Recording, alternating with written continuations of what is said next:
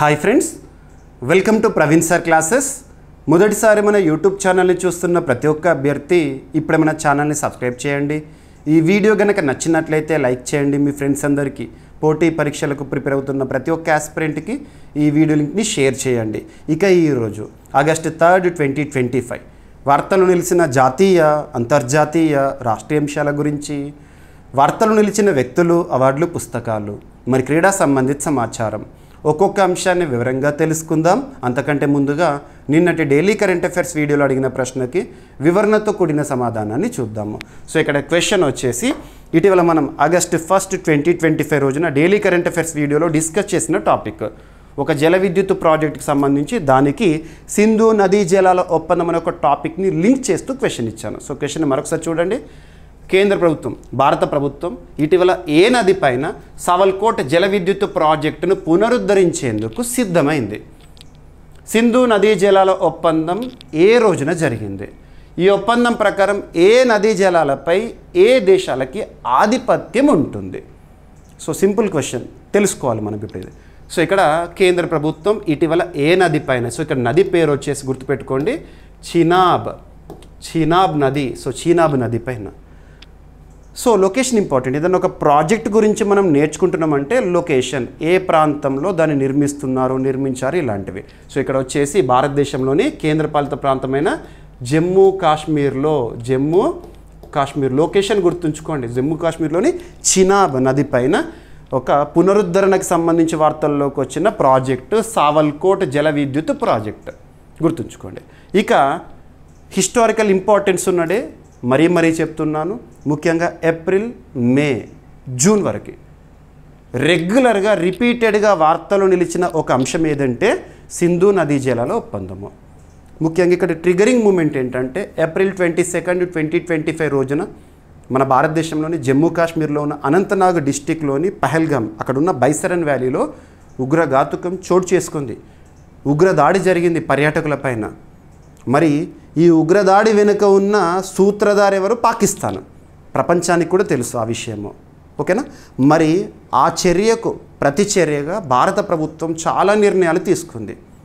Operation Sindoor కానివ్వండి, ఇలాంటివన్నీ చూసాం మనం. అందులో ఒక నిర్ణయం ఏంటంటే సింధు నదీ జలాల ఒప్పందం నుండి మేము వైదొలుగుతున్నాము అని చెప్పేసేసి.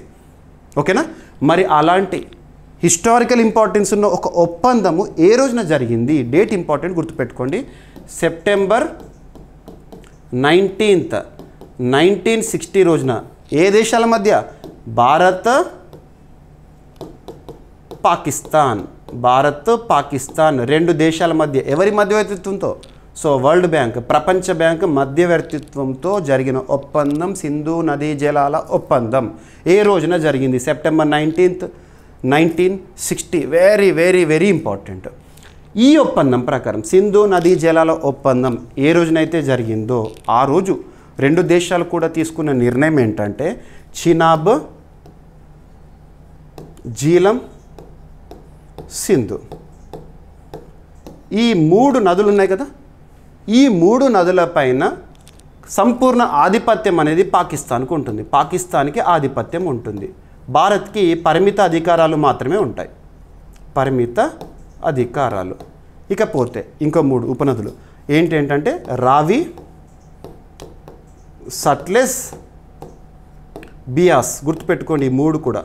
సో ఈ మూడు నదులపైన భారతదేశానికి సంపూర్ణ ఆధిపత్యం ఉంటుంది. సో ఇది ఒప్పందము. మరి ఇటీవల సింధు నదీ జలాల ఒప్పందం నుండి భారత్ వైదొలిగింది కదా, మరి ఒప్పందాన్ని పాటించాల్సిన అవసరం లేదు. పాకిస్తాన్కి ఆధిపత్యం ఉంటే ఏంటి, మాకు పరిమిత ఆధిపత్యం ఉంటే ఏంటి? సో ఇప్పుడు ఒప్పందమే లేనప్పుడు ఇవన్నీ ఎందుకు అని చెప్పేసి ఇక్కడ చినాబ్ ఉంది కదా. సో చినాబ్ నది పైన సావల్కోట్ జల విద్యుత్ ప్రాజెక్టును పునరుద్ధరించేందుకు భారత్ సిద్ధమైంది. ఎటువంటి నోటీసులు కూడా ఇప్పుడు పాకిస్తాన్కి ఇవ్వాల్సిన అవసరం లేదు. అంతకుముందు వీటిపైన ఏదన్నా ప్రాజెక్ట్ నిర్మించాలన్నా లేదా పునరుద్ధరణ చేయాలన్నా కూడా పాకిస్తాన్కి నోటీస్ ఇవ్వాలి. ఎందుకంటే ఒప్పందం అనేది ఉంది కాబట్టి, మాట ఇచ్చాం కాబట్టి. ఇప్పుడు మాటే అవసరం లేదు కాబట్టి చినాబ్ నది పైన. గుర్తుపెట్టుకోండి, ఎగ్జామినేషన్లో అడుగుతారు. ఓకేనా? సో ఇక్కడ ఆల్రెడీ మనం ఇదంతా డిస్కస్ చేసాము. మరొకసారి చూడండి స్క్రిప్ట్. జమ్మూ కాశ్మీర్లోని చినాబ్ నదిపై భారీ స్థాయి సావల్కోట్ జల విద్యుత్ ప్రాజెక్టును పునరుద్ధరించేందుకు కేంద్ర ప్రభుత్వం సిద్ధమైంది. ఈ ప్రాజెక్టు సామర్థ్యం వచ్చేసి 1856 మెగావాట్లు కాగా అంచనా వ్యయం దాదాపు 22,000 కోట్ల రూపాయలు ఎస్టిమేటెడ్. దీన్ని 2 దశల్లో నిర్మించనున్నారంట. జాతీయ జల విద్యుత్ సంస్థ ఈ ప్రాజెక్టు నిర్మాణానికి అంతర్జాతీయ టెండర్లను ఆహ్వానించింది. పర్యావరణ మంత్రిత్వ శాఖ అనుమతులు కూడా పొందడంతో ప్రాజెక్టు నిర్మాణానికి మార్గం సుమగమైంది. ఓకేనా. సో సావల్కోట్ ప్రాజెక్ట్ చరిత్ర విషయానికి వస్తే 1980ల నుంచే ఈ ప్రాజెక్టు ప్రతిపాదనలు ఉన్నాయి. పాకిస్తాన్ అభ్యంతరాల వల్ల ప్రాజెక్టు ఇన్నాళ్ళు నిలిపివేశారు. 2021లో కేంద్రం జోక్యం చేసుకొని NHPC భాగస్వామ్యంతో నిర్మాణానికి సిద్ధమైంది. రైట్. సో 1960 సెప్టెంబర్ 19th రోజున సింధు నదీ జలాల ఒప్పందం అనేది జరిగింది. ఆ ఒప్పందం ప్రకారం చినాబ్, జీలం, సింధు ఈ నదులపై భారతదేశానికి పరిమిత అధికారాలు ఉండేవి. ఇటీవల ఈ ఒప్పందం అమలు నిలిపివేయడంతో ప్రాజెక్టులకు ఏది పునరుద్ధరణ చేయాలన్నా కూడా పాకిస్తాన్కి ఎలాంటి నోటీసులు ఇచ్చే అవసరం లేదు ఇక మనకి. దీనివల్ల ప్రాజెక్ట్ నిర్మాణానికి ఎటువంటి అంతర్జాతీయ అవరోధాలు కూడా లేవంట. గుర్తుపెట్టుకోండి. ఓకేనా. ఇక చినాబ్ నది ఎక్కడ జన్మిస్తుంది, ఏ ప్రాంతాల గుండా ప్రవహిస్తూ ఉంటుంది, సింధు నదికి సంబంధించి ఉపనది. రైట్. సో ఇప్పుడు ఇక్కడ ప్రాజెక్ట్ని పునరుద్ధరణకు సంబంధించిన సంస్థ ఏది అంటారు, NHPC, national hydro electric power corporation. Right. So ఇక సింధు నది జలాల ఒప్పందం సెప్టెంబర్ 19th 1960 కదా. మరి ఆ ఒప్పందం ఏ 2 దేశాల మధ్య జరిగింది, ఎవరి మధ్యవర్తిత్వంతో జరిగింది? ఈ ఒప్పందం ప్రకారము ఏ నదులపైన ఏ దేశాలకు ఆధిపత్యం ఉంటుంది? సింధు, జీలం, చినాబ్ ఈ 3 నదులు పాకిస్తాన్కు, రావి, బియాస్, సట్లెజ్ ఈ నదులు భారతదేశానికి కేటాయించబడ్డాయి. ఓకేనా. గుర్తుపెట్టుకోండి, సరిపోతుంది. రైట్. సో ఇదంతా కూడా మీకు ఆల్రెడీ నేను ఆగస్టు 1st రోజున డిస్కస్ చేశాను కంప్లీట్ ఇన్ఫర్మేషన్. అభ్యర్థులు నేను చెప్పిన టాపిక్స్ని విని పీడిఎఫ్ని చదవండి, ఖచ్చితంగా చదవండి పీడిఎఫ్. ఇక్కడ ఈచ్ అండ్ ఎవ్రీ పాయింట్ ఏదైతే ఉంటుందో, వార్తలు నిలుస్తున్న ఒక టాపిక్ని కన్సర్న్ సబ్జెక్ట్ లింక్ చేస్తున్నాను, దానికి సంబంధించి కోర్ కాన్సెప్ట్ని ఎక్స్ప్లెయిన్ చేస్తున్నాను, స్టాటిక్ పాయింట్స్ని అడిషన్గా ఇస్తున్నాను. సో జీకే పాయింట్ ఆఫ్ వ్యూలో కూడా మీకు కవర్ చేసేస్తున్నాను మ్యాక్సిమం. ఈ విధంగా ప్రిపేర్ అవుతే ఏంటంటే మీకు కరెంట్ అఫైర్స్ పాయింట్ ఆఫ్ వ్యూలో 100% స్కోర్ చేస్తారు. At the same time general స్టడీస్లో కూడా మ్యాక్సిమం స్కోర్ చేసే అవకాశాలు పెరుగుతాయి. అదే స్ట్రాటజీతో మీకు ప్రతిరోజు కూడా క్లాస్ చెప్తున్నాను. ఓకేనా. క్లాస్ విన్న తర్వాత పీడిఎఫ్ని ఖచ్చితంగా చదవండి. ఈచ్ అండ్ ఎవ్రీ వర్డ్ ఇస్తున్నాం మీకు పీడిఎఫ్లో, ప్రింట్ తీసుకొని చదవండి. ఎగ్జామినేషన్కి వెళ్ళే ముందు రివిజన్ చేయండి. ఖచ్చితంగా ఎగ్జామినేషన్ పోటీ పరీక్ష ఏదైనా, ఏ స్థాయి పోటీ పరీక్ష అయినా ప్రశ్నపత్రం చూడగానే మీకు అక్కడ ప్రశ్నలు మ్యాక్సిమం రిఫ్లెక్ట్ అయిపోతాయి, కనబడతాయి, రియలైజ్ అవుతారు. ఓకేనా. సో ఈ పీడిఎఫ్ అన్నీ కూడా మీకు GVK study circle app, GVK study circle యాప్లో ఉంటాయి. సో యాప్ లింక్ ఈ వీడియో కింద కామెంట్ బాక్స్లో ఫస్ట్ కామెంట్లో పిన్ చేస్తాను. లింక్ క్లిక్ చేసి ఇన్స్టాల్ చేసుకోండి, లేదంటే ప్లే స్టోర్లో జీవీకే స్టడీ సర్కిల్ అని టైప్ చేయండి, యాప్ విజిబుల్ అవుతుంది, ఇన్స్టాల్ చేసుకోండి. ఓకేనా. శాంపుల్ పీడిఎఫ్స్ ఉన్నాయి, చూడవచ్చు. శాంపుల్ పీడిఎఫ్స్ కూడా మీకు అందుబాటులో ఉన్నాయి. ఇక చదివిన తర్వాత ఎంతవరకు గుర్తుంటున్నాయి అని తెలుసుకోవడానికి ఎగ్జామినేషన్స్ రాయాలి. అదే కోర్సులో డైలీ CA కోర్సులో కరెంట్ అఫైర్స్ టెస్ట్ సిరీస్ను కూడా ఇచ్చాను. ఓకేనా. ఇక ఈరోజు ఫస్ట్ టాపిక్, ఇటీవల చాలా ఆపరేషన్స్ గురించి మనం వార్తల్లో చూస్తున్నాం. చాలా ఆపరేషన్స్, రకరకాల ఆపరేషన్స్. ఇక్కడ ఎగ్జాంపుల్ చెప్తాను, కొన్ని ఆపరేషన్స్ ఏ కేటగిరీ కిందకి వస్తాయని చెప్పేసి. ఉదాహరణకు తీసుకుంటే అంతర్జాతీయ స్థాయిలో వార్తల్లోకి వచ్చిన ఆపరేషన్స్ కనుక తీసుకుంటే ఆపరేషన్ సింధూర్. ఆపరేషన్ సింధూర్ భారత్ పాకిస్తాన్లోని మరియు పాక్ ఆక్యుపైడ్ కాశ్మీర్లోని ఉగ్ర స్థావరాలను టార్గెట్ చేస్తూ May 7th నుండి చేస్తున్న ఆపరేషన్ సింధూర్ అంతర్జాతీయ స్థాయిలో important. Next operation Sindhu. Sindhu is different. Operation Sindhu ఇది అంతర్జాతీయ స్థాయిలో ఏంటి, ఇజ్రాయెల్ ఇరాన్ సంక్షోభ పరిస్థితుల్లో ఇరాన్లోను మరియు ఇజ్రాయెల్లోను చిక్కుకుపోయిన భారతీయులను సురక్షితంగా మన భారతదేశానికి తరలించడానికి ప్రారంభించిన ఒక ఎవాక్యుయేషన్ ఆపరేషన్. ఎవాక్యుయేషన్ గుర్తుపెట్టుకోండి. ఇక ఇజ్రాయెల్ ఇరాన్ అంటున్నాను కాబట్టి ఈ సంక్షోభ పరిస్థితుల్లో, యుద్ధ పరిస్థితుల్లో చాలా ఆపరేషన్స్ గురించి చూస్తాం. ఉదాహరణ తీసుకుంటే operation rising lion, operation true promise 3, operation Narnia, operation midnight hammer, operation Besharat Fatah, ఇవన్నీ డిస్కస్ చేస్తాం మన డైలీ కరెంట్ అఫైర్స్ వీడియోలో. ఇక భారతదేశం విషయానికి వస్తే జాతీయ స్థాయిలో కొన్ని ఇంపార్టెన్స్ ఉన్న ఆపరేషన్స్ గురించి ఉదాహరణ తీసుకుంటే ఆపరేషన్ ఫైర్ ట్రయల్ ఇటీవల వార్తల్లోకి వచ్చింది. ఆపరేషన్ ఫైర్ ట్రయల్ అంటే చైనా నుండి అక్రమంగా రవాణా అవుతున్న టపాసులు ఉంటాయి కదా, వాటిని అడ్డుకట్ట వేయడానికి డైరెక్టరేట్ ఆఫ్ రెవెన్యూ ఇంటెలిజెన్స్ వారు ప్రారంభించిన ఆపరేషన్ ఫైర్ ట్రయల్. అదే డైరెక్టరేట్ ఆఫ్ రెవెన్యూ ఇంటెలిజెన్స్ వారు ఇంకొక ఆపరేషన్తో కూడా రీసెంట్గా వార్తల్లోకి వచ్చారు లాస్ట్ 1 మంత్లోనే.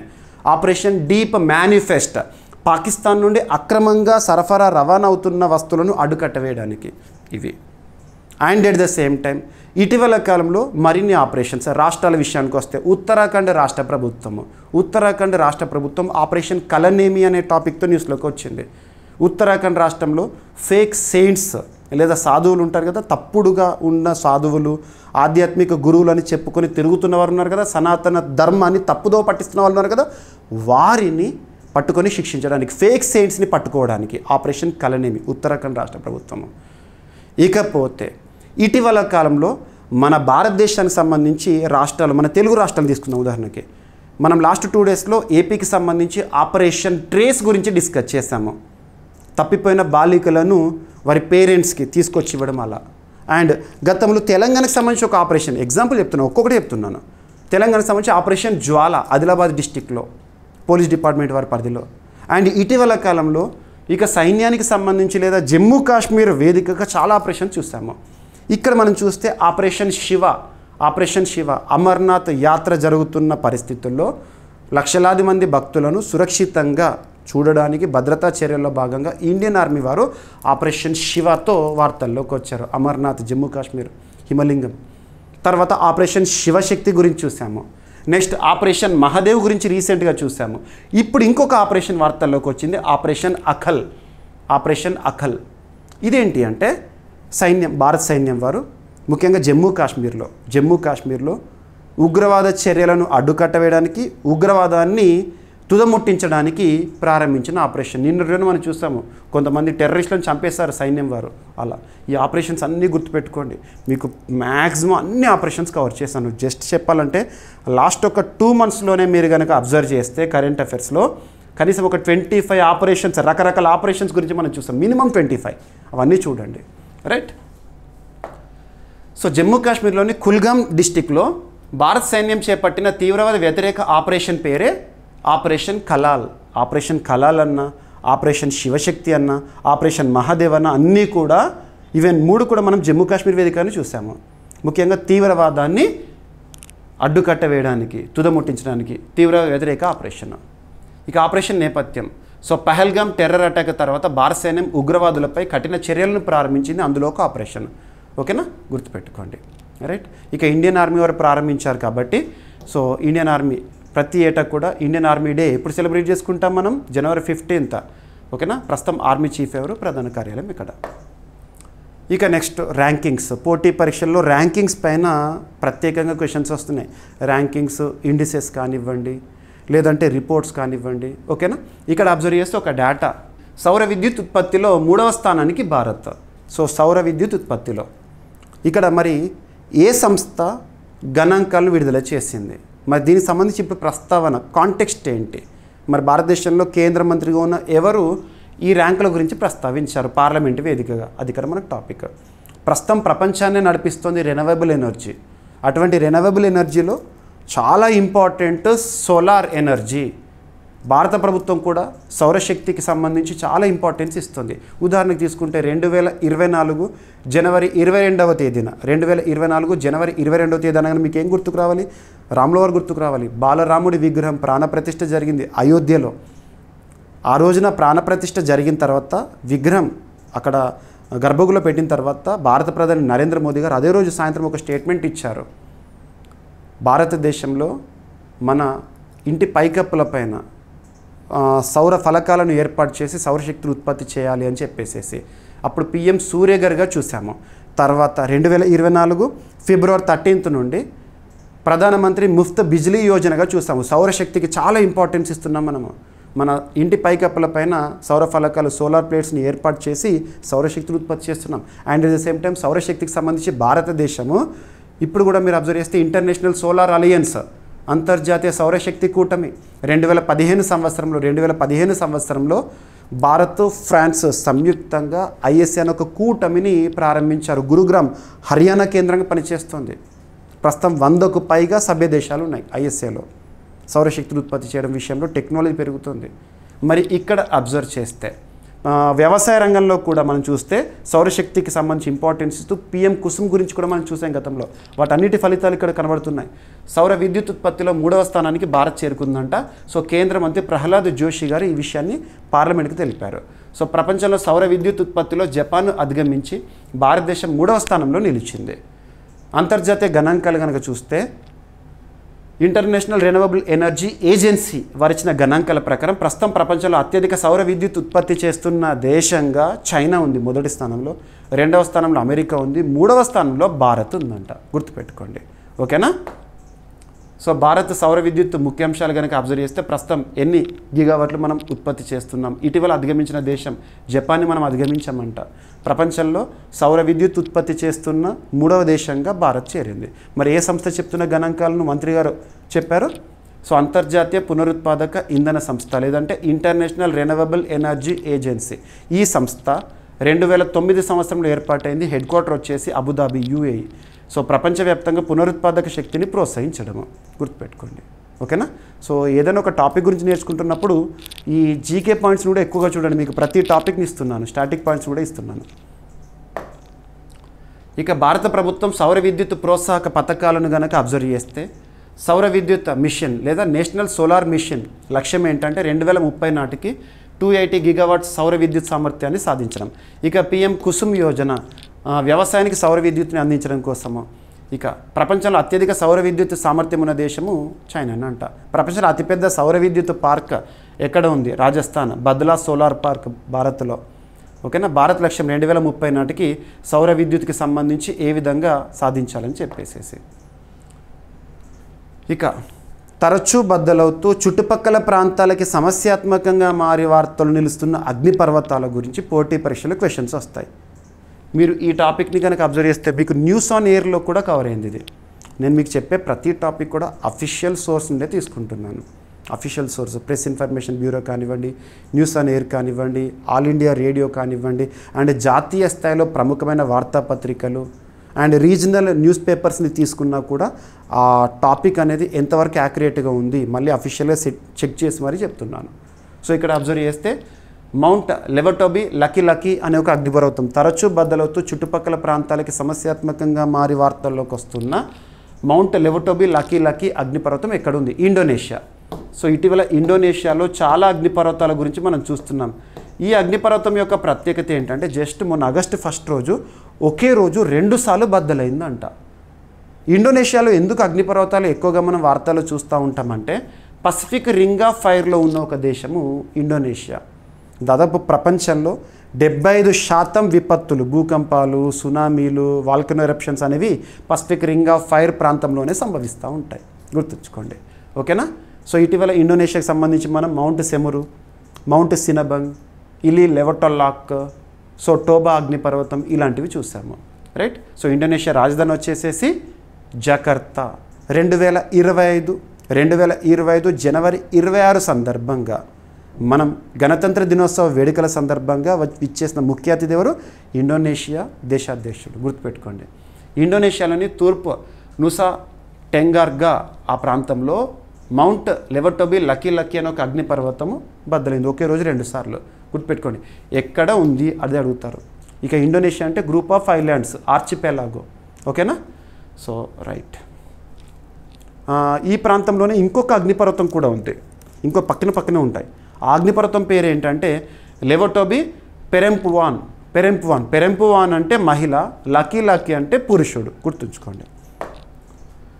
ఇక ఇండోనేషియా రాజధాని జకర్తా, కొత్త రాజధాని. ఇండోనేషియా యాక్చువల్గా ఈ వాతావరణ మార్పుల వల్ల తీవ్ర ప్రభావాన్ని ఎదుర్కొంటోంది.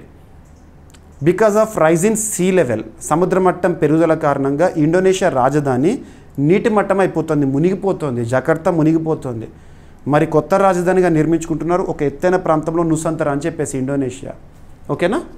సో ఇటీవల కాలంలో ఇండోనేషియాకి సంబంధించి ముఖ్యమైన అగ్నిపర్వతాలు ఏం వార్తల్లోకి వచ్చినాయి, రైట్, సరిపోతుంది. Pacific ring of fire, Indonesia మొత్తం ఈ భూకంప అగ్నిపర్వత విస్ఫోటనాల జోన్లో ఉంది. ప్రపంచంలో 75% అగ్నిపర్వతాలు భూకంపాలు సంభవించే ప్రాంతం Pacific ring of fire.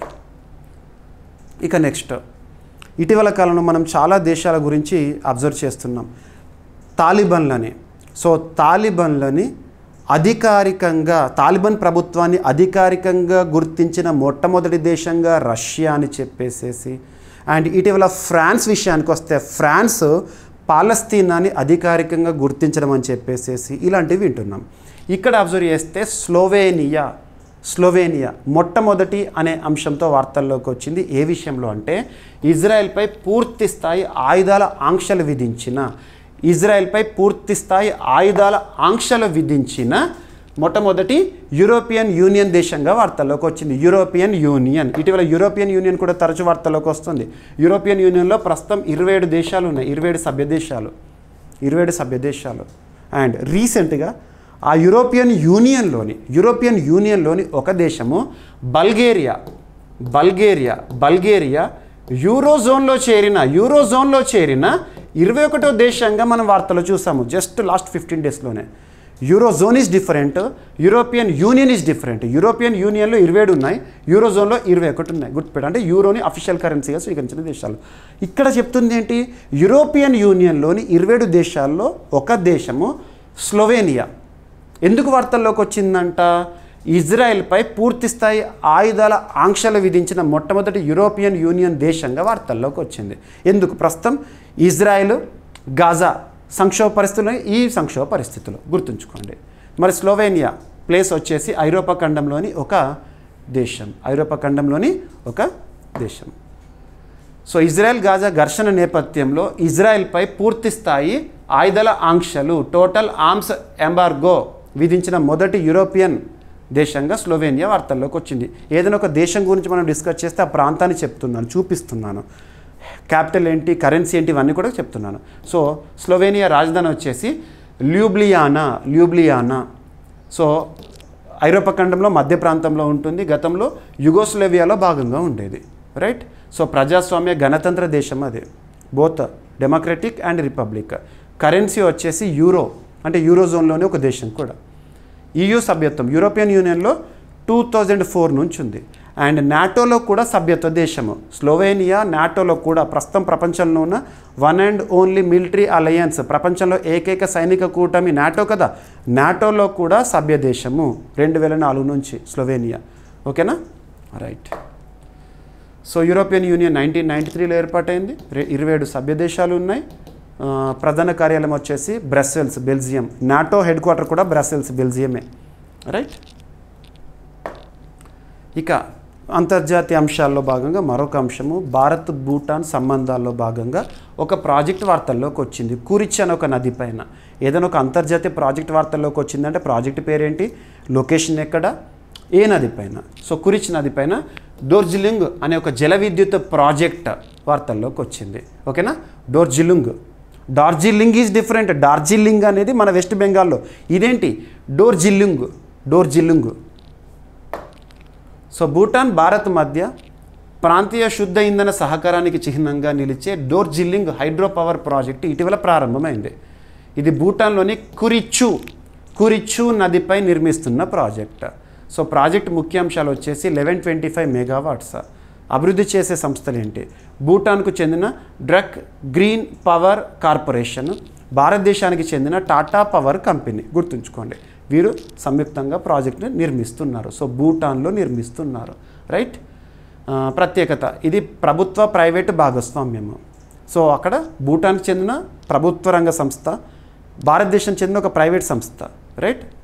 Infrastructure డెవలప్మెంట్లో భాగంగా ప్రాజెక్ట్ రకం నదీ ప్రవాహ విధానము, రన్ స్కీమ్. ఓకేనా. సో ఇక్కడ నది పేరు కురిచు. ఎక్కడ ఉంది, ఇటీవల వార్తల్లోకి వచ్చిన కురిచు నది ఎక్కడ, so Bhutan, right. So private రంగం భాగస్వామ్యంతో భూటాన్ భారత్ మధ్య విద్యుత్ రంగ సహకారం కోసం ఉద్దేశించబడింది. రెండు దేశాల మధ్య శుద్ధ పునరుత్పాదక అభివృద్ధికి కీలకం ఇది. ఇక భూటాన్ వార్తలు ఇచ్చిన దేశం కదా. సో భూటాన్ రాజధాని థింపు అండ్ గుల్ట్రమ్ అనేది కరెన్సీ సరిపోతుంది. సో ప్రధాని ప్రస్తుతం ఎవరు, భూటాన్కి ప్రధానిగా షెరింగ్ తోబ్తే గారు ఉన్నారు. అది రాచరికమైన దేశం. జిగ్మే కేసర్ వాంగ్చుక్ భారత పర్యటనలో భాగంగా చాలాసార్లు చూసాం తనని, రైట్. సరిపోతుంది. ఇక జాగ్రఫీ అండ్ ఎన్వైర్న్మెంట్లో భాగంగా ఇటీవల మనం చాలా టాపిక్స్ చూస్తున్నాం. రామ్సర్ సైట్స్ గురించి, టైగర్ రిజర్వ్స్ గురించి, నేషనల్ పార్క్స్ గురించి, ఇటువంటివి. ఇక్కడ మనం చూస్తుంది ఏంటంటే ఒక రామ్సర్ సైట్, రామ్సర్. ప్రస్తుతం భారతదేశంలో ఎన్ని రామ్సర్ సైట్స్ ఉన్నాయి? 91 రామ్సర్ సైట్స్ ఉన్నాయి. 91 రామ్సర్ కన్వెన్షన్. రామ్సర్ అనేది ఒక నగరం. ఎక్కడ? ఇరాన్ దేశంలోని ఒక నగరం రామ్సర్. అక్కడ 1971లో 1971లో ఫిబ్రవరి 2వ తేదీన అంతర్జాతీయ సమావేశం ఒకటి జరిగింది. అక్కడే రామ్సర్ ఒప్పందం అనేది బయటకు వచ్చింది. ప్రపంచవ్యాప్తంగా ఉన్న చిత్తడి నేలలను సంరక్షించాలని చెప్పేసి. అలా రామ్సర్ గుర్తింపు ఉన్న వెట్లాండ్స్ గురించి మనం చూస్తూ ఉంటాం. ఆ గుర్తింపు భారతదేశంలో 91కి ఉంది. ప్రతి సంవత్సరం ఫిబ్రవరి 2వ తేదీని వరల్డ్ వెట్లాండ్ డేగా సెలబ్రేట్ చేసుకుంటాం. ఎందుకంటే 1971 ఫిబ్రవరి 2 గుర్తుపెట్టుకోండి. మరి అలాంటి రామ్సర్ కాప్ సదస్సు, రామ్సర్ సంబంధించి conference of parties 15th summit ఇటీవల జింబాబ్వే వేదిక జరిగింది. దాని గురించి కూడా చూసాం మనం. ఇక్కడ అష్టముడి తడి నేలల పరిరక్షణ విషయంలో ఇది ఎక్కడుంది? ఫస్ట్ అష్టముడి అనేది ఎక్కడ అంటే Kerala is famous for back waters. Western ఘాట్స్లోని ఒక రాష్ట్రం. వెస్టర్న్ ఘాట్స్ విస్తరించిన 6 రాష్ట్రాల్లో ఒక రాష్ట్రము Kerala is famous for back water. The most attractive tourist destination. God's own country అంటాము, బట్ ఆల్వేస్ వార్తల్లోకి వస్తుంది గాడ్స్ కర్స్ కంట్రీగా. అంటే గాడ్స్ కర్స్ కంట్రీ అని ఎందుకు అంటున్నానంటే గాడ్స్ ఓన్ కంట్రీ అని చెప్పేసి ఒక బిరుదు ఉంది. కేరళ భూలోక స్వర్గము, అత్యంత అద్భుతంగా ఉంటుందని. కానీ ఎప్పుడు చూసినా వరదలు ఇటువంటి విపత్తులను మనం చూస్తూ ఉంటాం. కాబట్టి గాడ్స్ కర్స్ కంట్రీ అంటున్నాను. Kerala is state in India. మరి అటువంటి కేరళలో బ్యాక్ వాటర్ పక్కన పెడితే మోనజైట్ శాండ్ అనేది ఫేమస్. ఓకేనా? మలబార్ కోస్ట్. సో ఇక్కడ కేరళ రాష్ట్రంలోని ఒక చిత్తడి నేల రామ్సర్ చిత్తడి నేల అష్టముడి. దీని సంరక్షణ విషయంలో కేరళ రాష్ట్ర హైకోర్టు రాష్ట్ర ప్రభుత్వానికి కొన్ని ఆదేశాలు ఇచ్చింది. కేరళ రాష్ట్ర హైకోర్టు ఇక్కడ ఇది ఒకటి మళ్ళీ పాయింట్. భారతదేశంలో హైకోర్టులపైన పోటీ పరీక్షలో క్వశ్చన్స్ వస్తాయి. హైకోర్టు అనేది సర్వసాధారణంగా రాష్ట్ర రాజధానిలో ఉంటుంది. కానీ కొన్ని రాష్ట్రాల హైకోర్ట్స్ మాత్రం రాజధానిలో కాకుండా వేరే ప్రాంతాల్లో ఉంటాయి. అటువంటి కేటగిరీలో కేరళ ఉంటుంది. కేరళ రాష్ట్ర రాజధాని వచ్చేసి తిరువనంతపురం ఉంటుంది కదా, కానీ అక్కడ లేదు రాష్ట్ర హైకోర్టు. ఎక్కడుంది? ఎర్నాకులంలో ఉంది. ఎర్నాకులంలో ఉన్న కేరళ హైకోర్టు నిన్నటి రోజున రాష్ట్ర ప్రభుత్వానికి అష్టముడి చిత్తడి నేలని లేదా అష్టముడి రామ్సర్ సైట్ని సంరక్షించేందుకు చర్యలను సిద్ధం చేయండి అని చెప్పేసి ఆదేశాలు ఇచ్చింది. అది టాపిక్ అంతే. సో కేరళలోని అష్టముడి తడి నేల లేదా వెట్లాండ్ పరిరక్షణకు సంబంధించి రాష్ట్ర ప్రభుత్వానికి కేరళ హైకోర్టు ఇటీవల కీలక ఆదేశాలు ఇచ్చింది. సో పబ్లిక్ ఇంట్రెస్ట్ లిటిగేషన్ ఆధారంగా తీవ్ర కాలుష్యము ఆక్రమణలో పర్యావరణ నష్టాన్ని నియంత్రించడానికి కోర్టు చర్యలు చేపట్టింది. సో పబ్లిక్ ఇంట్రెస్ట్ లిటిగేషన్ ప్రజా ప్రయోజన వాద్యం. ఓకేనా? కోర్టు ఆదేశాలు ఏం చెప్తున్నాయి అంటే కేరళ రాష్ట్ర ప్రభుత్వము రాష్ట్ర చిత్తడి నేలల పరిరక్షణ అథారిటీ ఏం చేయాలంటే ప్రత్యేక నిర్వహణ యూనిట్ని ఏర్పాటు చేయాలి. ఈ అష్టముడి కోసము సమగ్ర పరిరక్షణ ప్రణాళికను సిద్ధం చేయాలి. ఈ చర్యలు అమలు చేయడానికి నిర్దిష్ట కాల పరిమితిని విధించారు. అష్టముడి లేక్ నేపథ్యం 2002 సంవత్సరంలో అది రామ్సర్ సైట్గా గుర్తింపు పొందింది కేరళ రాష్ట్రంలో.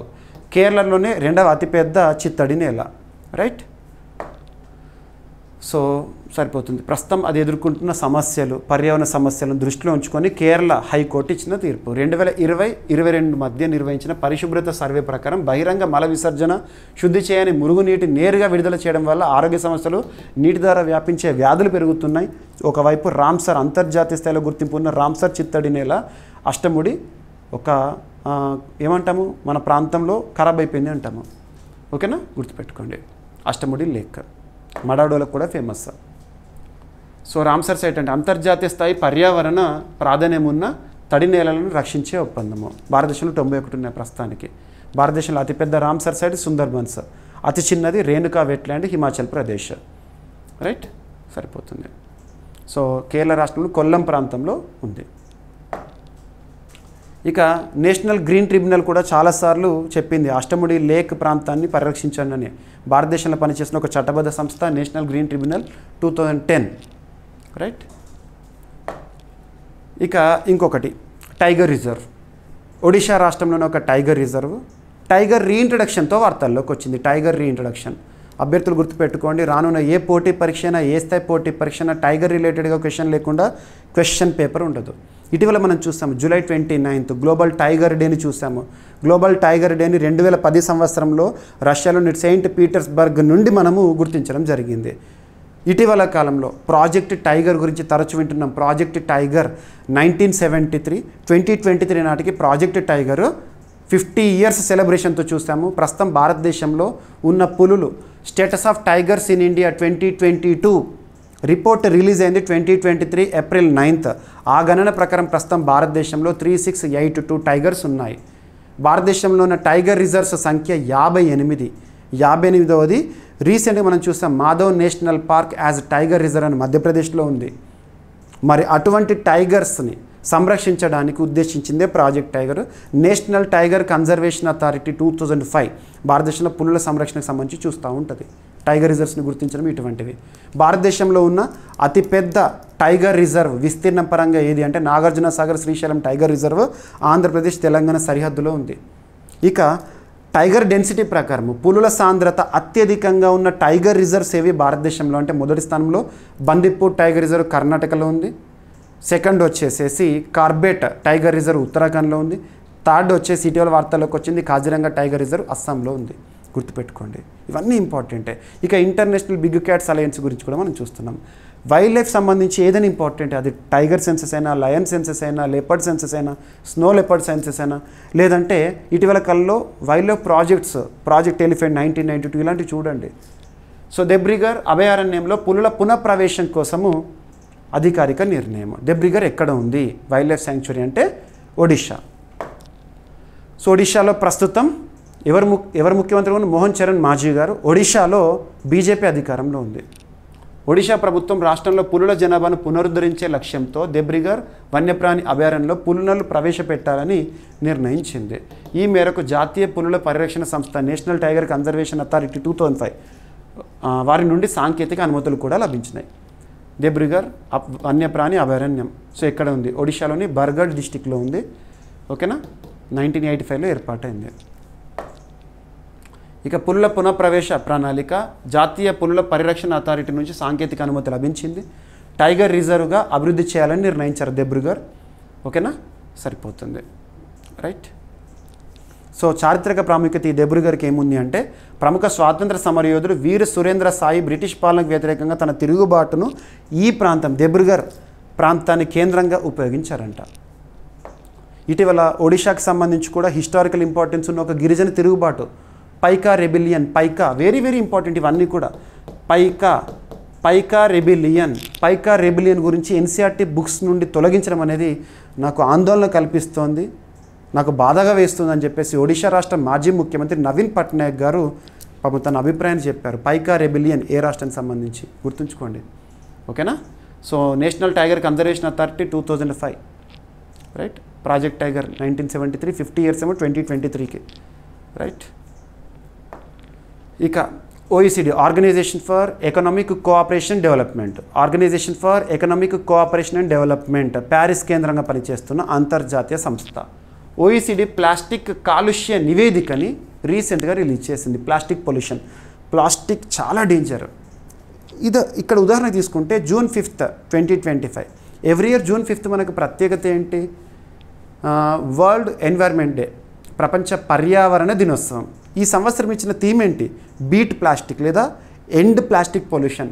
2018 సంవత్సరంలో భారత ఆతిథ్యంలో జరిగిన ప్రపంచ పర్యావరణ దినోత్సవం రోజున కూడా సేమ్ థీమ్ ఎండ్ ప్లాస్టిక్ లేదా బీట్ పొల్యూషన్, ప్లాస్టిక్ పొల్యూషన్ అని. అసలు ప్లాస్టిక్ ఎందుకు అంత డేంజర్ అంటే అందులో ఉండే కార్సినోజెనిక్ ఏజెంట్స్ అంటే దట్ కాజెస్ క్యాన్సర్. మానవుడికి క్యాన్సర్ కారకాలు ప్లాస్టిక్లో ఉంటాయి. మరి అటువంటి సింగిల్ యూజబుల్ ప్లాస్టిక్స్ని విడతల వారీగా మనం అమల్లోకి తీసుకొచ్చాం భారతదేశంలో 2022 నుండే. అటువంటి ప్లాస్టిక్కి సంబంధించి కొన్ని గణాంకాలు OECD రిలీజ్ చేసింది. అంతర్జాతీయ ఆర్థిక సహకార అభివృద్ధి సంస్థ organisation for economic cooperation and development తాజాగా విడుదల చేసిన నివేదిక ప్రకారము తూర్పు ఆసియాలో ప్లాస్టిక్ వినియోగం వ్యర్థాలు 2050 నాటికి దాదాపు రెట్టింపయ్యే ప్రమాదం ఉందట, రెట్టింపవుతుందంట. సో కాకుండా చూడాలి. ఇటీవల మనం చూసాము ప్లాస్టిక్ ఆల్టర్నేట్గా IIT మద్రాస్ వారు వ్యర్థాల నుండి ప్యాకేజింగ్ మెటీరియల్ తయారు చేయడం మనం లాస్ట్ 2 days బ్యాక్ డిస్కస్ చేసాము. అటువంటి సొల్యూషన్ తీసుకురావాలి. OECD నివేదిక ముఖ్యాంశాలు ఏంటంటే ప్లాస్టిక్ వినియోగము ASEAN+3 దేశాల్లో 2022లో 152 మిలియన్ టన్నులు అంట ప్లాస్టిక్ ఉత్పత్తి. సో 2050 నాటికి 280 మిలియన్ టన్నులకు చేరే అవకాశము. ప్లాస్టిక్ వ్యర్థాల ఉత్పత్తిని కనుక చూస్తే 2022లో 113 మిలియన్ టన్నులు, 2050 నాటికి 242 మిలియన్ టన్నులకు పెరిగే అవకాశం. ఇక ప్యాకేజింగ్ వ్యర్థాలు 2022లో 49 మిలియన్ టన్నులు, 2050 నాటికి 91 మిలియన్ టన్నులకు పెరుగుదల. ఇక అసంప్రదాయంగా నిర్వహించే వ్యర్థాలు 2022లో 29%, 33 మిలియన్ టన్నులు, 2050 నాటికి 23% తగ్గిన మొత్తం పరిమాణం అనేది 56 మిలియన్ టన్నులకు పెరిగింది. సరిపోతుంది. సో చూడండి, ఎగ్జామినేషన్ పాయింట్ ఆఫ్ వ్యూలో మరి ఇంత డెప్త్గా అడగకపోవచ్చు, కొన్ని బేసిక్ పాయింట్స్ అడుగుతారు, సరిపోతుంది. ఓకేనా? మీకు ఏ టాపిక్ అయినా మ్యాక్సిమం డెప్త్గా ఇస్తున్నాను, ఎందుకంటే పోటీ పరీక్షల్లో ప్రశ్నలు అడిగే విధానం అనేది చాలా కఠినంగా మారింది. స్టేట్మెంట్స్ ఇస్తున్నారు. ఉదాహరణకు ఈ ఒక్క రిపోర్ట్ తీసుకుని ఇందులోకి 5 స్టేట్మెంట్స్ ఇచ్చినా ఆశ్చర్యపోవాల్సిన అవసరం లేదు. అలాగా అందులోనూ ఏ రిపోర్ట్ పడితే ఆ రిపోర్ట్ చెప్పట్లేదు. అంతర్జాతీయ స్థాయిలో ఇంపార్టెన్స్ ఉన్న టాపిక్స్, అంతర్జాతీయ స్థాయిలో ఇంపార్టెన్స్ ఉన్న సంస్థలు విడుదల చేయాలి. ఇక్కడ ప్లాస్టిక్ ఇంపార్టెంటే, ప్లాస్టిక్ గురించి మనం తెలుసుకోవాలి, అవగాహన పెంచుకోవాలి, ప్లాస్టిక్ని ఎండ్ చేయాలి. ఎట్ ద సేమ్ టైం అంతర్జాతీయ స్థాయిలో OECD అనే సంస్థ చాలా ఇంపార్టెంట్. రైట్? సో ప్లాస్టిక్ వినియోగం తగ్గించేందుకు కఠినమైన పాలసీలు అమలు చేయాలని సూచించింది OECD. ప్లాస్టిక్ రీసైక్లింగ్ కూడా చేయాలని. ఇక organisation for economic cooperation and development 1961లో ఏర్పాటైంది. Static points important. Paris, France కేంద్రంగా పనిచేస్తుంది. ప్రస్తుతం సభ్య దేశాలు 38. భారత్ OECD సభ్యదేశం కాదు, సహకారం కలిగి ఉంది అంతే. OECDకి సహకరిస్తుంది. ఇక ASEAN+3 association of south east Asian nations, అవి 10. అది కాకుండా +3. సో ఇక్కడ +3 ఏంటంటే చైనా, జపాన్, దక్షిణ కొరియా. ASEAN+3 countries. ASEAN+3 దేశాలు ఏంటి అంటారు? ఈ 3 గుర్తుంచుకోండి, వెరీ వెరీ ఇంపార్టెంట్. ఓకేనా? సో ప్రపంచ పర్యావరణ దినోత్సవం June 5th ఎవ్రీ ఇయర్ కూడా. ఇక ఇంటర్నేషనల్ ప్లాస్టిక్ బ్యాగ్ ఫ్రీ డేనేమో July 3rd. ఇక ఒక స్కీమ్, వార్తలు నిలుస్తున్న పథకాలు, పాలసీలు, లేదంటే పోర్టల్స్, ఇనిషియేటివ్స్ ఏవైనా ఇంపార్టెంట్. అట్లా అని చెప్పేసి ఈరోజు ప్రారంభమయ్యే పథకాలే ఇంపార్టెంట్ అని చెప్పట్లేదు. ఆల్రెడీ ఎగ్జిస్టింగ్ స్కీమ్స్, పాలసీస్లో మార్పులు చేర్పులు వచ్చినా కూడా మనం చూడాలి, వాటి నుండి క్వశ్చన్స్ వస్తాయి. ఇక్కడ అబ్జర్వ్ చేస్తే ప్రధానమంత్రి జాతీయ డయాలసిస్ కార్యక్రమం, ప్రధానమంత్రి నేషనల్ డయాలసిస్ ప్రోగ్రామ్ ఏ విధమైన పురోగతిని కలిగి ఉంది, దీని ద్వారా ఎంతమంది లబ్ధి చెందుతున్నారు, ఇప్పుడు గణాంకాలు రీసెంట్గా వచ్చినాయి. భారత ప్రభుత్వం ప్రధానమంత్రి జాతీయ డయాలసిస్ కార్యక్రమంలో దేశవ్యాప్తంగా 28 రాష్ట్రాలు 8 కేంద్రపాలిత ప్రాంతాలు, అంటే 36 రాష్ట్రాలు కేంద్రపాలిత ప్రాంతాల్లో 751 జిల్లాలకు విస్తరించింది. అన్ని దాదాపు 2025 జూన్ 30 నాటికి మొత్తం 1704 డయాలసిస్ కేంద్రాలు ఈ పథకం ద్వారా సేవలు అందిస్తున్నాయి. డయాలసిస్ అంటే కామన్గా కొంతమంది పాపం సీనియర్ సిటిజన్స్, వృద్ధులు కానీ వాళ్ళకు కిడ్నీస్ అనేవి సరిగా పని చేయకపోవడము. సో కిడ్నీ పని చేయకపోతే చాలా కష్టం, బ్రతకడమే కష్టము. కాబట్టి డయాలసిస్ అనేది చేస్తారు. సో కృత్రిమంగా కిడ్నీలు చేసే పనిని డయాలసిస్ ద్వారా. ఓకేనా? సో చివరి దశలోని మూత్రపిండాల వ్యాధి ఉన్న పేద రోగులకు ఉచిత డయాలసిస్ సేవలు అందించే జాతీయ ఆరోగ్య కార్యక్రమం ఇది. ఓకేనా? సో జాతీయ ఆరోగ్య మిషన్ కింద అమలవుతున్న ప్రధాన కార్యక్రమం ఎప్పుడు ప్రారంభమైందంటే ఏప్రిల్ 2016లో ఈ కార్యక్రమం ప్రారంభమైంది. దాని యొక్క లబ్ధిదారులు ఏ విధంగా ఉన్నారని చెప్పేసి ఇక్కడ ఇచ్చాను. రైట్? సో ప్రభుత్వ ప్రైవేట్ భాగస్వామ్యం. ఎందుకు ప్రభుత్వ ప్రైవేట్ అంటే ఏంటంటే ప్రభుత్వమే ఇస్తుంది, ప్రభుత్వమే బెనిఫిట్స్ అన్నీ ఇస్తుంది, కానీ అమలవుతుంది కొన్ని ప్రైవేట్ కేంద్రాలు ఉంటాయి, వాళ్ళకు ప్రభుత్వమే డబ్బులు ఇస్తుంది అన్నట్టు. ఓకేనా? Right. So ministry of health, family welfare పరిధిలో అమలవుతున్న కార్యక్రమం. So health related. ప్రస్తుతం కన్సర్న్ మినిస్టర్ ఎవరు ఉన్నారు? JP నడ్డా గారు. దేశవ్యాప్తంగా సమానమైన సరసమైన డయాలసిస్ సేవలను అందించడము, BPL బిలో పావర్టీ లైన్ కుటుంబాలపై ఆర్థిక భారాన్ని తగ్గించడము. రైట్? జిల్లా ఆసుపత్రులు, గ్రామీణ ప్రాంతాల్లో మూత్రపిండాల సంరక్షణ మౌలిక సదుపాయాల కార్యక్రమము. రైట్? సరిపోతుంది. ఇక ఎండ్ స్టేజ్ రీనల్ డిసీజ్ అంటాము, అప్పుడే డయాలసిస్ అనేది ఇంపార్టెంట్. రైట్? ఇక మూత్రపిండాలు పనిచేయకపోవడం, కిడ్నీస్ వర్క్ అనేది అయిపోవడము. ఓకేనా? జాతీయ ఆరోగ్య మిషన్లో భాగంగానే ఈ కార్యక్రమాన్ని అమలు చేస్తున్నారు కదా. మరి జాతీయ ఆరోగ్య మిషన్ ఎప్పుడు? 2013. రైట్? ఇక ప్రతి సంవత్సరం మార్చి 2వ గురువారంని వరల్డ్ కిడ్నీ డేగా మనం చూస్తూ ఉంటాం ప్రపంచవ్యాప్తంగా. ఇక సైన్స్ అండ్ టెక్నాలజీలో ఇంపార్టెంట్ ప్రాజెక్ట్ సిమోన్ సింపుల్గా చెప్పాలంటే ఇంటర్నేషనల్ స్పేస్ స్టేషన్ ఉంది కదా, అంతర్జాతీయ అంతరిక్ష కేంద్రం, అక్కడ ఆర్టిఫిషియల్ ఇంటెలిజెన్స్ ఆధారంగా పనిచేసే ఒక రోబో. సో దాని గురించి చూద్దాము. ఇది కొత్తదేం కాదు, మరొకసారి వార్తాపత్రికలో వచ్చింది ఇది. అంతర్జాతీయ అంతరిక్ష కేంద్రం ఇటీవల మనం చూసాం కదా, శుభాంశు శుక్లా గారు వెళ్ళారు. అదే అంతర్జాతీయ అంతరిక్ష కేంద్రంలో వ్యోమగాములకు సహాయం చేయడం కోసము ఆధునిక కృత్రిమ మీద సో అడ్వాన్స్డ్ ఆర్టిఫిషియల్ ఇంటెలిజెన్స్ రోబోలను అమర్చారు ఇప్పటికే. అందులో ముఖ్యమైనది సిమోన్ ఫుల్ ఫామ్ ఏంటంటే క్రూ ఇంటరాక్టివ్ మొబైల్ కంపానియన్. ఓకేనా, దీన్ని ఎవరు అభివృద్ధి చేశారు? ఎయిర్బస్ సంస్థ, IBM మరియు జర్మన్ అంతరిక్ష సంస్థ. 2018లోనే ఇంటర్నేషనల్ స్పేస్ స్టేషన్కి దీన్ని పంపించారు, సేవలు అందిస్తుంది. ఇది వాయిస్ కమాండ్ ఆధారంగా పనిచేసే AI పవర్డ్ రోబో. ఓకేనా, సిమోన్ పనితీరు ప్రత్యేకతలు ఏంటంటే ISSలో స్వేచ్ఛగా తేలుతూ వ్యోమగాములకు హ్యాండ్స్ ఫ్రీ సహాయం అందిస్తుంది. వైజ్ఞానిక ప్రయోగాలు, నిర్వహణ పనుల్లో సహకరించే రోబో. రైట్, సరిపోతుంది. ఇక ఇంటర్నేషనల్ స్పేస్ స్టేషన్ 1998లో ఏర్పాటైంది. భూమి నుంచి 400 కిలోమీటర్ల ఎత్తులో ఉంటుంది. ఇక కొల్లాపూరి చెప్పుల వివాదం అనేది రీసెంట్గా వార్తల్లోకి వచ్చింది. జాగ్రఫికల్ ఇండికేషన్ ట్యాగ్ ఉన్న కొల్లాపూరి చెప్పులు మహారాష్ట్రకి సంబంధించి ముఖ్యంగా. సో ఇక్కడ ఇటలీకి చెందిన ఒక సంస్థ జోక్యం చేసుకోవడంతో ఈ వివాదం అనేది వార్తల్లోకి వచ్చింది. మీరు చూడొచ్చు, ఇది రీసెంట్గా మనకు all India radio X Twitter ఉంటుంది, అందులో పెట్టారు. న్యూస్ ఆన్ ఎయిర్లో కూడా ఇచ్చారు.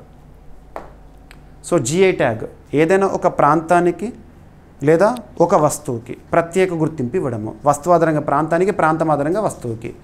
జాగ్రఫికల్ ఇండికేషన్ ట్యాగ్ 1999 చట్టం ఆధారంగా geographical indication of goods registration and protection act 1999 ఆధారంగా అలాంటి వస్తువులను గుర్తిస్తారు. ఆ వస్తువు ఏదైనా కావచ్చు, వంటే కావచ్చు, పండించే పంటే కావచ్చు, నేసే వస్త్రమే కావచ్చు, బెవరేజెస్ కావచ్చు, ఏదైనా కానివ్వండి, కళలే కావచ్చు.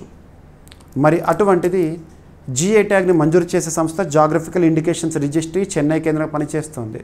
ఓకేనా, సో ఇక్కడ అసలు వివాదం ఏంటి? కొల్లాపూరి చెప్పుల విషయంలో ఇటలీకి చెందిన ప్రముఖ అంతర్జాతీయ ఫ్యాషన్ బ్రాండ్ ప్రాడా అనే ఒక సంస్థ కొల్లాపూరి చెప్పుల విషయంలో వివాదంలో చిక్కుకుంది.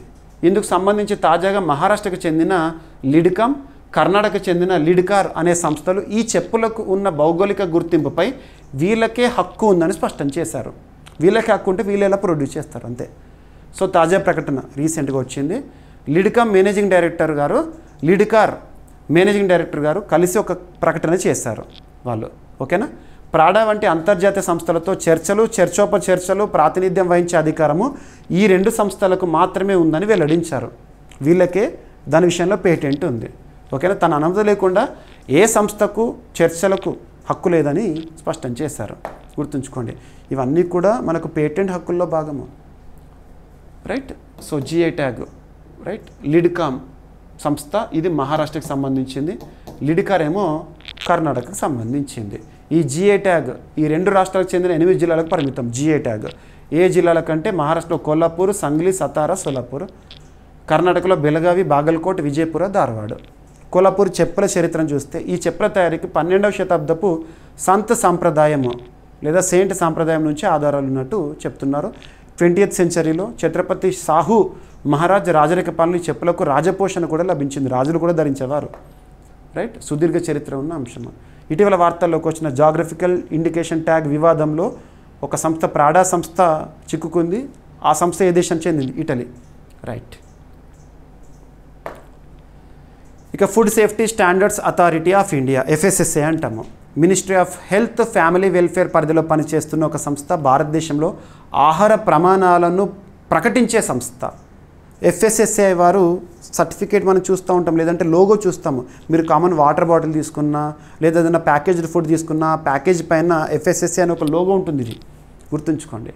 FSSA రైల్వే స్టేషన్లను గుర్తించడం, ప్రాంతాలను గుర్తించడం కూడా చూస్తూ ఉంటాము. ఈట్ రైట్ అనే ఒక సర్టిఫికేట్ ఇస్తూ ఉంటుంది.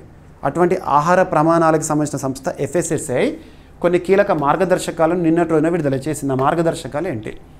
భారత ఆహార భద్రత ప్రమాణాల ప్రాధికార సంస్థ, food safety standards authority of India, వినియోగదారుల ఫిర్యాదుల కోసం QR కోడ్ను తప్పనిసరిగా ప్రదర్శించాలని ఆహార విక్రేతలు స్పష్టమైన మార్గదర్శకాలు విడుదల చేసింది. So QR code. ఓకేనా, సో ఇక్కడ అబ్జర్వ్ చేస్తే FSSA సూచన ముఖ్యాంశాలు: ఆహార విక్రేతలు తమ వ్యాపార ప్రాంగణాల్లో లైసెన్స్ లేదా రిజిస్ట్రేషన్ సర్టిఫికేట్ను స్పష్టంగా కనిపించేలా ప్రదర్శించాలి. వినియోగదారుల ఫిర్యాదుల నమోదు కోసం ప్రత్యేకంగా తయారు చేసిన మొబైల్ యాప్కు సంబంధించిన QR కోడ్ను అందరికీ స్పష్టంగా కనిపించేలా ఉండాలి. సో QR కోడ్ని ఎక్కడ ప్రదర్శించాలి? వాళ్ళకి సంబంధించి ఎంట్రన్స్ గేట్ కానివ్వండి, బిల్డింగ్ కౌంటర్లు కానివ్వండి, అక్కడ వినియోగదారులు కూర్చునే ప్రాంతంలో. మరి ఇవి ఎవరికి వర్తిస్తాయి ఈ మార్గదర్శకాలు అంటే రెస్టారెంట్స్, దాబాలు, కెఫేలు, ఇతర అన్ని ఆహార ఉత్పత్తుల వ్యాపార సంస్థలకు. ఓకేనా, ఆహార ప్రమాణాలు పాటించడంలో భాగంగా. ఇక food safety standards authority of India 2011 August 5న ఏర్పాటైంది. న్యూఢిల్లీ హెడ్ క్వార్టర్ పనిచేస్తుంది. Ministry of health and family welfare పరిధిలో పనిచేస్తుంది. ఓకేనా, గుర్తుపెట్టుకోండి. ప్రపంచ ఆహార భద్రతా దినోత్సవం world food security day every year June 7న సెలబ్రేట్ చేస్తాము. మరి FSSAI ప్రముఖ కార్యక్రమాలు ఇస్తుంది. ఈట్ రైట్ సర్టిఫికేట్ అని, సేఫ్ అండ్ న్యూట్రిషియస్ ఫుడ్ అని చెప్పేసి. ఇక రాష్ట్రీయ అంశాలకు వస్తే ఏపీ అండ్ తెలంగాణ 2 రాష్ట్రాలకు సంబంధించిన సమాచారాన్ని కవర్ చేస్తున్నాను మీకు ప్రతిరోజు కూడా. సో ఒకరోజు ఒక రాష్ట్రానికి సంబంధించిన న్యూస్ ఉండొచ్చు, ఇంకో రోజు ఇంకో రాష్ట్రానికి సంబంధించి ఉండొచ్చు, ఒకరోజు 2 రాష్ట్రాలకు సంబంధించి ఉండొచ్చు. ఏ న్యూస్ ఉన్నా కూడా కరెంట్ అఫైర్స్ పాయింట్ ఆఫ్ వ్యూలో మన పోటీ పరీక్షల కోణంలో ఇంపార్టెన్స్ ఉంటే 2 రాష్ట్రాలకి ఇంపార్టెన్స్ ఇస్తూనే కవర్ చేస్తున్నాను. Very very important. సో ఇక్కడ అబ్జర్వ్ చేస్తే తెలంగాణ రాష్ట్రానికి సంబంధించి భారతదేశంలోనే ఒక సూపర్లేటివ్ టాపిక్ వార్తల్లోకి వచ్చింది. మొట్టమొదటి, అతిపెద్ద, అతి చిన్న, అతి పొడవైన ఇలాంటి ప్రత్యేక పదాలతో కూడిన కరెంట్ అఫైర్స్ని మనం సూపర్లేటివ్స్గా చూస్తాం కదా. ఇక్కడ స్పోర్ట్స్కి సంబంధించి భారతదేశంలోనే మొట్టమొదటి ఫిఫా బాలికల టాలెంట్ అకాడమీ అనేది తెలంగాణలో ప్రారంభం. దానికి సంబంధించి నిన్నటి రోజున మనం చూసాము. ఓకేనా, so first edition Telangana sports conclave అనేది జరిగింది ఆగస్టు 2 నిన్నటి రోజున హైదరాబాద్ HICCలో జరిగింది. ముఖ్యమంత్రి రేవంత్ రెడ్డి గారి సమక్షంలో చూసాం మనము స్పోర్ట్స్ పాలసీని విడుదల చేయడము. ఆల్రెడీ మనం స్పోర్ట్స్ పాలసీ గురించి కంప్లీట్గా డిస్కస్ చేసాం మన లాస్ట్ క్లాసెస్లో, చూడండి. ఓకేనా, సో భారతదేశ మొట్టమొదటి FIFA federation international day football association FIFA బాలికల టాలెంట్ అకాడమీని తెలంగాణ ప్రభుత్వము, అఖిల భారత ఫుట్బాల్ సమాఖ్య, ఆల్ ఇండియా ఫుట్బాల్ ఫెడరేషన్ సంయుక్తంగా ప్రారంభించాయి. ఈ అకాడమీని హైదరాబాద్లోని గచ్చిబౌలి స్టేడియం కాంప్లెక్స్లో ఏర్పాటు చేయనున్నారంట. దీనికి సంబంధించిన పరస్పర అవగాహన ఒప్పందం మెమరాండం ఆఫ్ అండర్స్టాండింగ్ ఆగస్టు 2 హైదరాబాద్లో జరిగిన తెలంగాణ స్పోర్ట్స్ కాంక్లేవ్ సందర్భంగా సంతకాలు జరిగినాయి. గుర్తుంచుకోండి. రైట్, సరిపోతుంది. టాలెంట్ స్కౌటింగ్ ఇవ్వడం లేదా శిక్షణ ఇవ్వడం ఫుట్బాల్ విషయంలో ముఖ్యమైన ఇక్కడ. ఓకేనా,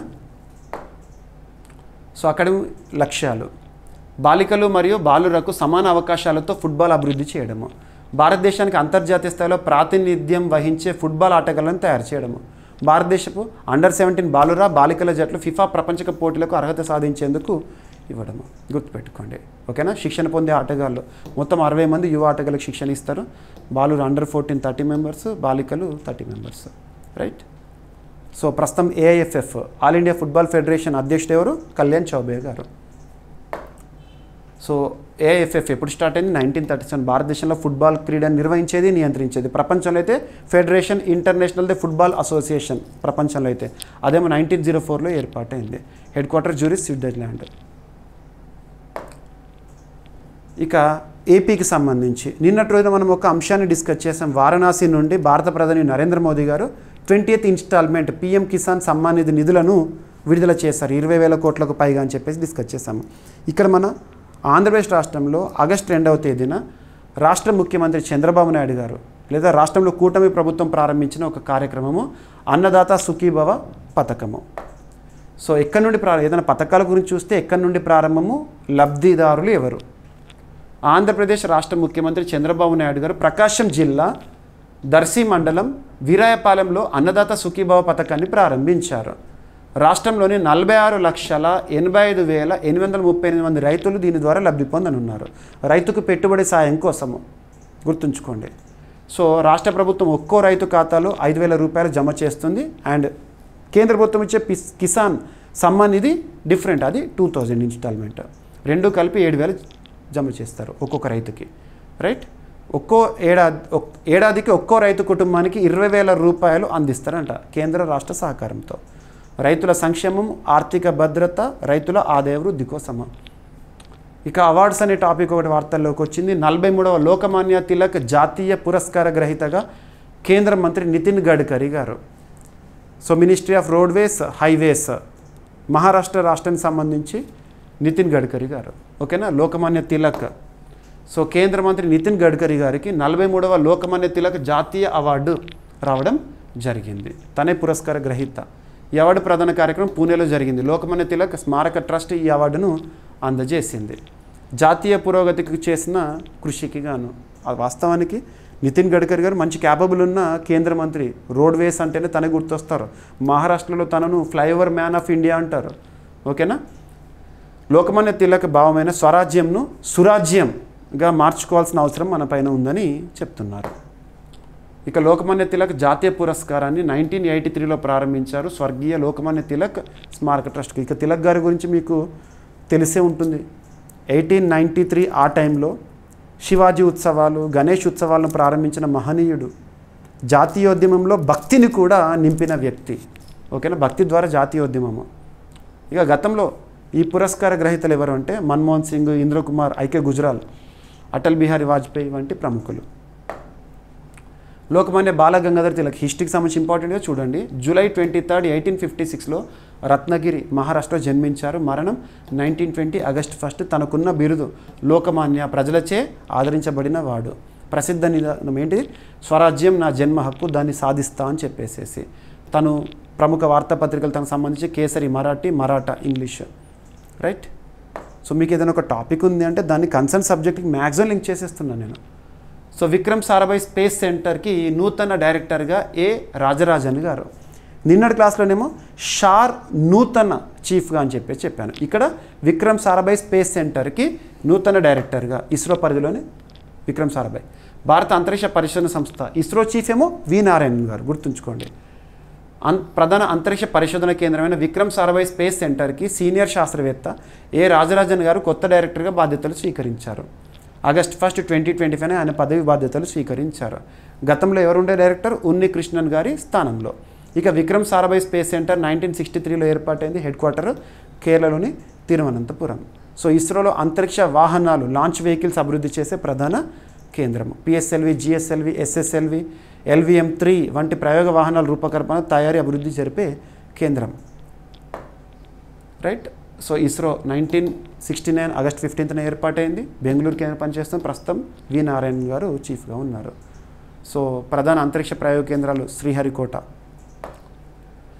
విక్రమ్ సారాభాయ్ గారు సో స్పేస్ సెక్టర్ అంటే తనే గుర్తొస్తారు. 1919 ఆగస్టు 12న జన్మించారు. 1971 డిసెంబర్ 30 రోజున మరణించారు. భారత అంతరిక్ష కార్యక్రమ పితామహుడు, ఇస్రో మొట్టమొదటి chairperson.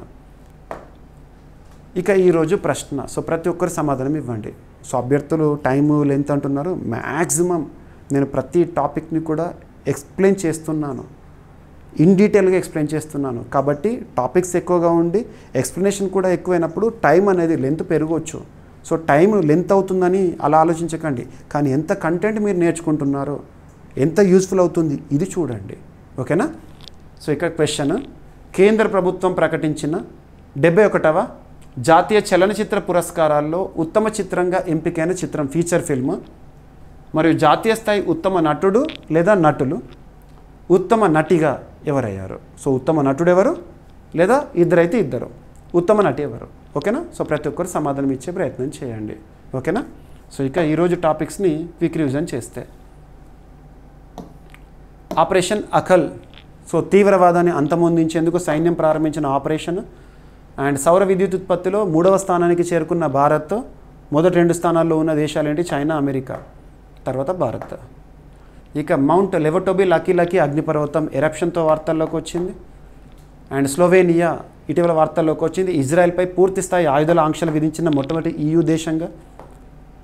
And Dorjilung hydro power project Bharat Bhutan సంబంధాల్లో భాగంగా. అండ్ అష్టముడి చిత్తడి నేల పరిరక్షణ విషయంలో కేరళ రాష్ట్రాన్ని ఆదేశించిన Kerala high court, Ernakulam high court. And Debrigarh అభయారణ్యంలో పుల్ల పునఃప్రవేశము ఒడిశా రాష్ట్రానికి సంబంధించి. అండ్ OECD ప్లాస్టిక్ కాలుష్య నివేదిక గణాంకాలు ఏంటి? అండ్ ప్రధానమంత్రి నేషనల్ డయాలసిస్ ప్రోగ్రామ్ 2016లోనే ప్రారంభమైంది. ప్రస్తుతం ఉన్న పురోగతి ఏంటి? అండ్ ప్రాజెక్ట్ సిమోన్ అంటే ఏంటి? ఇంటర్నేషనల్ స్పేస్ స్టేషన్లో అది అందించే సేవలేంటి? అండ్ కొల్లాపూరి చెప్పుల వివాదం ఇటలీకి సంబంధించిన సంస్థ పేరు గుర్తుంచుకోండి. అండ్ కర్ణాటక, మహారాష్ట్రకు సంబంధించిన 2 సంస్థల పేర్లు గుర్తుంచుకోండి. GI ట్యాగ్ ఏ ప్రాంతాలకు సంబంధించింది? And food safety standards authority of India నూతన మార్గదర్శకాలని విడుదల చేసింది. దేనికి సంబంధించి?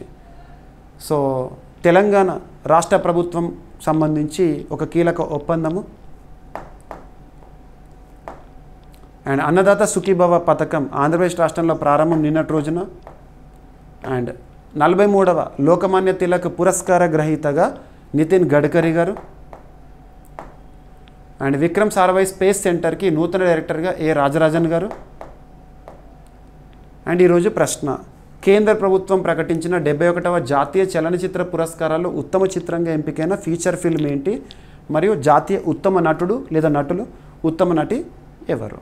సో ఈచ్ అండ్ ఎవ్రీ టాపిక్ని కంప్లీట్గా చూడండి, తర్వాత పీడిఎఫ్ చదవండి. పీడిఎఫ్లో మీరు రివిజన్ చేసుకోండి, మీకు మ్యాక్సిమం స్టాటిక్ కవర్ అవుతుంది. కన్సర్న్ సబ్జెక్ట్ లింక్ చేస్తూ ఈచ్ అండ్ ఎవ్రీ వర్డ్ మీకు ఇక్కడ ఎక్స్ప్లెయిన్ చేసిన ప్రతి పాయింట్ ఇస్తున్నాను. మీరు శాంపుల్ పీడిఎఫ్ కూడా చూడవచ్చు. యాప్ ఇన్స్టాల్ చేసుకోండి ఇప్పుడే, జీవీకే స్టడీ సర్కిల్ యాప్. ఓకేనా? అండ్ ప్రతి ఒక్కరు మన వాట్సాప్ ఛానల్ని ఫాలో అవ్వండి. మీకు వాట్సాప్ ఛానల్లో maximum minute to minute updates ఇస్తున్నాను.